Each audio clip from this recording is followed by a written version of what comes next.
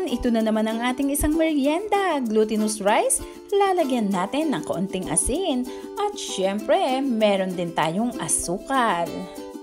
Haluin lang natin para magsama-sama itong ating mga dry ingredients. Kaya naman, this is Della, ang inyong kusinera ng Yutomos Kitchen. Kung bago ka sa channel na to, welcome na welcome ka. At kung dati ka naman, welcome back. Kaya naman, don't forget to subscribe, like and share, at pakihit mo na rin ang notification bell. Isama mo na yung all para lagi kang updated sa mga bagong upload. Pagkatapos naman nating haluin, lalagyan natin ng itlog. Pero ang ilalagay natin, egg yolk lang. So yung egg yolk lang ang ating kailangan.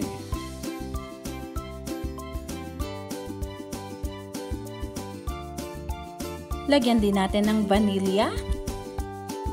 At meron din tayong gata, isang lata or 2 cups na gata ang ating ilalagay. At syempre, mas masarap kung meron tayong evap milk. Lagyan natin ng isang latang evap milk. Ngayon naman ay haluin nating mabuti gamit yung ating wire whisk para magsama-sama itong mga ingredients.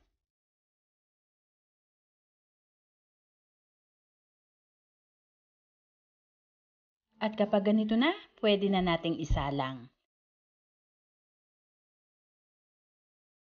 Isalang na natin at lutuin lang natin sa medium heat. Pagkasalang po natin ay atin nang hahaluin kaagad hanggang sa maluto at lulutuin lang natin to na mga 15 minutes.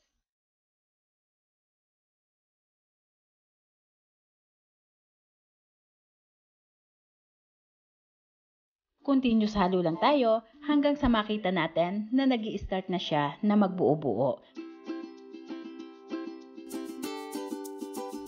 Tuloy-tuloy lang ang ating paghalo at ang ating GCash pa-premyo ngayong March ay tuloy-tuloy pa rin. And sa susunod na month po, baka magbigay tayo ng hand mixer. Kasi sa dami na nag-comment kahapon na wala silang hand mixer, pinag-iisipan ko po yon.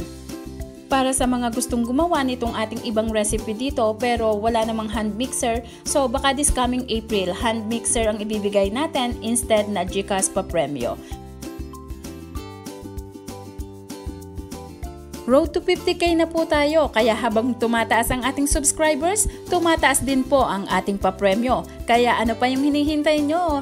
Manood lang ng video, mag-subscribe, share, at syempre, kailangan mag-comment kayo dito sa baba para malaman namin at doon kami pipili kung sino ang ating mapalad na mananalo sa ating mga papremyo. Kaya naman, ano pang hinihintay mo? Like na, share, and subscribe!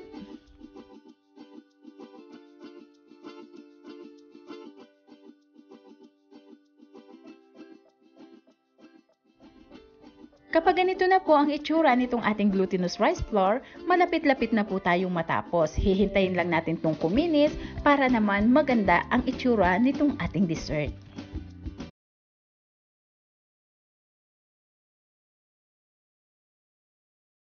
Ayan, kung napapansin nyo, medyo kumikinis na siya. Basta ang eksaktong oras po ng pagluluto ay talagang 15 minutes, tapos sa medium heat na apoy. Pero depende sa inyo, kung gusto nyo pang magtiyaga na maghalo, mas okay din po yon. So ngayon nga ay luto na, atin naman siyang papantayin.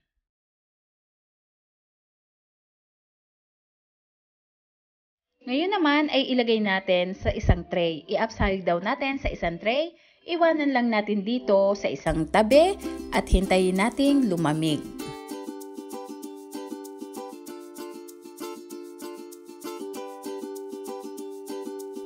Kapag malamig na ay atin naman siyang hihiwain ng bite size lang. So bago tayo maghiwa, itong ating kutsilyo ay balutan muna natin ng cling wrap or plastic wrap para hindi dumikit itong ating glutinous. Yun po yung isang technique para maiwasan natin ang pagdidikit-dikit nitong ating glutinous rice at para makinis yung ating paghiwa. At kapag nabalutan na natin, lagyan lang natin ng konting oil itong ating kutsilyo na may plastic.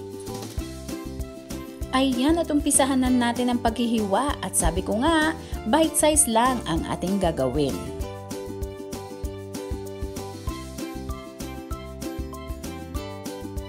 At yung pong ating mga pa-shoutout ay sa susunod na video na po ulit. Pasensya na po kasi medyo busy-busy lang tayo ngayong araw na ito.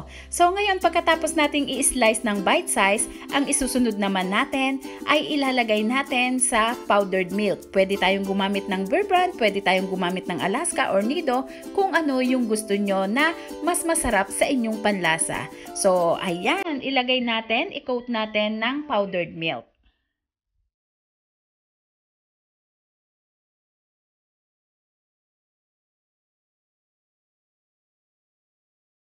At ganyan lang po kasimple itong ating panibago na naman na dessert, glutinous rice na nilagyan ng egg yolk at syempre mas pinalinamnam ng ating gatas. Kaya naman, lutuin nyo na para sa ating pamilya.